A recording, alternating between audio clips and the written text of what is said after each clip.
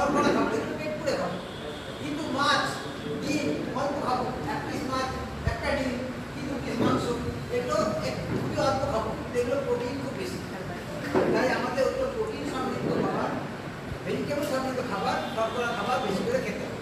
ঠিক তেমনি পরিপূরক খাবারের মধ্যে সর্ষে খোল, বাদাম খোল, সয়াবিন খোল বা আপনার BDGS বা আরও অনেক কিছু প্রোটিন জাতীয় পদার্থ মেশাতে হয়। তাহলে কী কী দিয়ে খাবার হলো? খোল, তার সঙ্গে কুড়ো, এই দুটো জিনিস দিয়ে খাবার। এবার খোলের সঙ্গে আমি সর্ষে খোল, বাদাম খোল, BDGS, মাছের খোল এগুলো মেশাতে পারি। আর কুড়োর সঙ্গে আর গমের ভুসি, তারপর আমি ভুট্টার কুড়ো এগুলো মেশাতে পারি।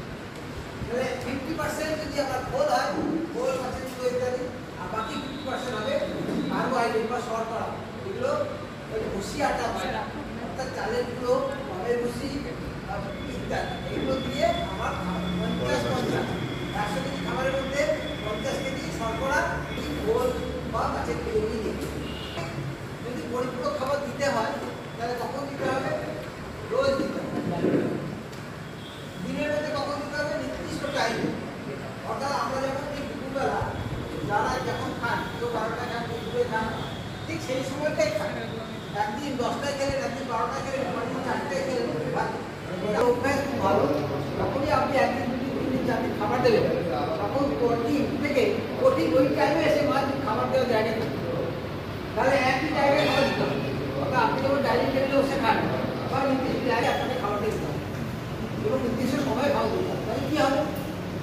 খাবার যদি আমি সকালবেলায় করে ছড়িয়ে দিলাম, কালকে বিকালে ওখানে ছড়িয়ে দিলাম, পরশু দিন দুপুরবেলা ওখানে ছড়িয়ে দিলাম, তাহলে মাছ বুঝতে পাবে না যে খাবার পাবো আমরা কোথায় দিচ্ছি, কখন দিচ্ছি।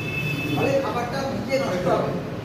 আর যদি একই টাইমে প্রতিদিন একই জায়গায় দেওয়া হয়, মাছ ঠিক সেই টাইমে সেই জায়গায় হাজির থাকবে, খাবার দেওয়া মাত্র খাবার শুরু করে দেবে খাওয়া, এবং ওখানে একটা বিন্দু করে থাকবে না, সবটাই ব্যবহার।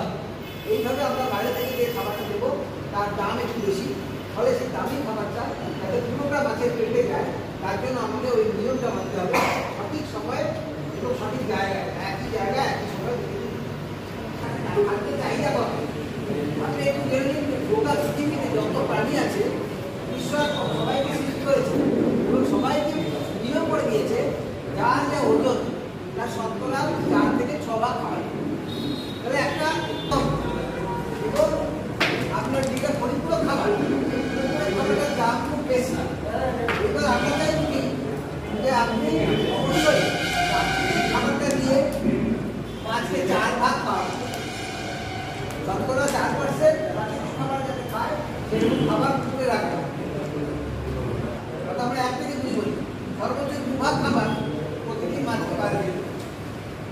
অর্থাৎ প্রাকৃতিক খাবার খেয়ে যদি পেটটা ভরে যায়, তারপরে পরিপূরক খাবার দিলে তার গলা পর্যন্ত এসে যাবে, ফলে তার বেশি আর দরকার হবে।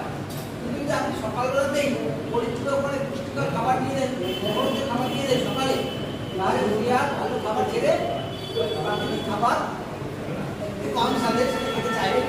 তাই অর্থাৎ 3টে বা 2টোর সময় মাছ হবে, তাতে আপনার কী লাভ হবে? সেই জন্যই প্রাকৃতিক খাবারের গুরুত্ব। সস্তার গোবর, পচানো সর্ষে খোল, চালের গুঁড়ো ইত্যাদি দিয়ে আমরা যাতে গাছের খাবারটা তৈরি করতে পারি, সেই মর্মে আপনাকে সজাগ থাকতে হবে। তবে উপরে পোনা যখন হয়ে গেল, তখন 1% খাবার